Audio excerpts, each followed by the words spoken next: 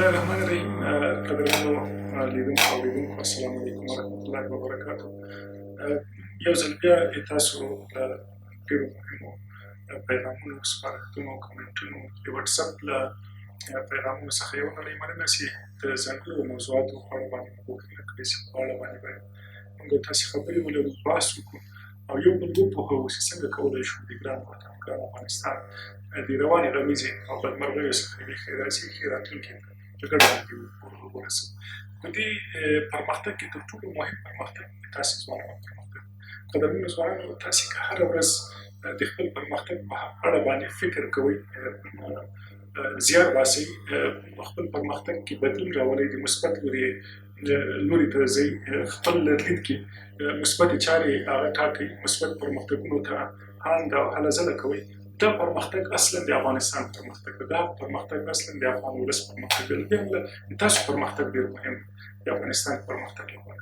تاسې باید د خپل پرمختګ په اړه باندې هره ورځ هله ځله وکړئ، تر څو له دې لارې نه موږ وکولی شو د ګران افغانستان پرمختګ حتمي د ګران افغانستان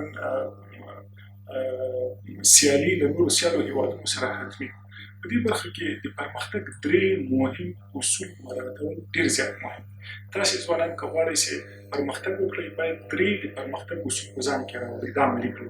همدې نن څخه دا پیل کړئ. لومړی اصل د پرمختګ لپاره هغه د مسؤلیت منل دي.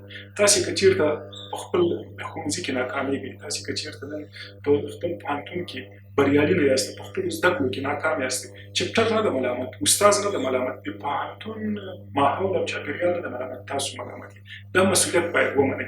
تاسې که په خپل کارځای کې، په خپل دفتر کې ناکام یاستئ، چارې مخې په مخ نه ځي، مشر هم درنه راضي نه ده، تاسې تولید په ټولنه کې زیات پیرودونکي نه لري، زیات اخیستونکي نه لري، خلک کورنۍ کې تاسې د کړنو څخه خوښ نه دي، د تاسې مسؤلیت ده. دا مسؤلیت او دا نیمګړتیا باید تاسې ومنئ.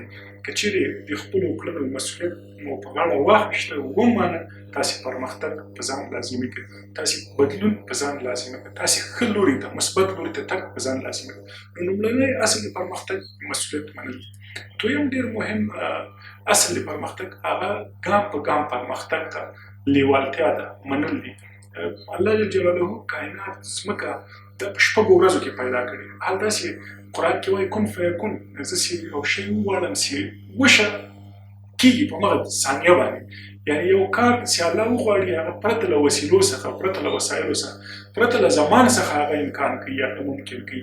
مګر الله د ځمکې د پیدایښت لپاره شپږ ورځې وخت نیسي. ولې؟ ځکه موږ ته پیغام لري چې غټ کارونه، ستر پرمختګونه، ستر کارونه، سترې لاسته راوړنې، ستر شته ترلاسه کول، ستر شته هست کول، پیدا کول، رامنځته کول، ستر اختراعات، ستر پرمختګونه، نوښتونه، ابتکارات، هغه وخت ته اړتیا لري. نو خپل وخت وڅارئ، د خپل وخت په دقیقه ارزونه سره پرمختګ وکړئ. د ځان د پرمختګ لپاره ګام په ګام پلانونه، ګام په ګام کارونه، ګام په ګام پرمختګونه هغه وټاکئ.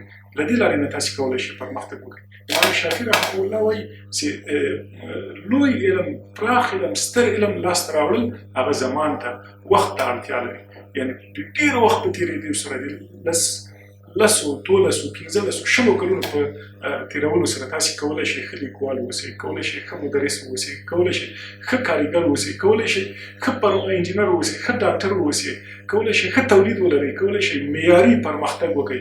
نو ځان لپاره وخت وټاکئ او د وخت په تېرېدلو سره خپل پرمختګ اندازه کړئ او د هغې اندازې له مخې نه پرمختګ وکړئ. درېیم تر ټولو مهم د پرمختګ لامل هغه اسانۍ ده. په کار کې اسانۍ راولئ، په اسانه باندې کار وکړئ، په سختیو باندې، په کړاو باندې، په درد باندې، په تکلیف باندې کار ته لیوالتیا او ذهني فشار باندې کار ته لیوالتیا مه ښیئ. په اسانه سره کار وکړئ، د اسانو وسایلو په ترلاسه کولو، په اسانۍ سره، په راحت سره، په خوشحالۍ سره، په لذت اخیستلو سره کار وکړئ. تاسې هر کړاو ته په سختۍ باندې ځان آماده کوئ، په سختۍ باندې تولید کوئ، په سختیو سره تاسې د یو پرمختګ لپاره لاره هواروئ، هغه ستړي کوونکی ده، هغه پیغام نه لري، هغه ټولنې ته پیغام نه ورکوي. تاسې کار په اساني سره وکړئ. په دین کې وایي اکراه نشته، سختي نشته. دا له همدې امله چې دین اسان ده. نو د دین اسانوالی موږ ته خپله یو پیغام راکوي چې زموږ کړه وړه زموږ پرمختګ زموږ دفتري چارې زموږ د ښوونځي زده کړې زموږ د پوهنتون زده کړې زموږ د ورځې کړنې هغه باید په اسانۍ سره محدود وي، هغه باید په اسانۍ سره پرمخ لاړې شي، هغه باید په اسانۍ د اسانۍ په باور باندې باید هغه ترسره شي. که چېرې تاسې په خپلو کړو وړو کې اساني راولئ، په اسانۍ سره یې ترسره کړئ، د وخت په مدیریت سره یې ترسره کړئ، د زمان او د مکان په مدیریت سره یې ترسره کړئ، د ګام په ګام پرمختګ لپاره لاره هواره کړئ، تاسې به ډېر ژر د پرمختګ خاوندان اوسېږئ. تاسې پرمختګ په ګران افغانستان د پرمختللو هېوادونو په کتار کې مخکښ ودرېږئ. په همدې تمه او په همدې هیله ډېره زیاته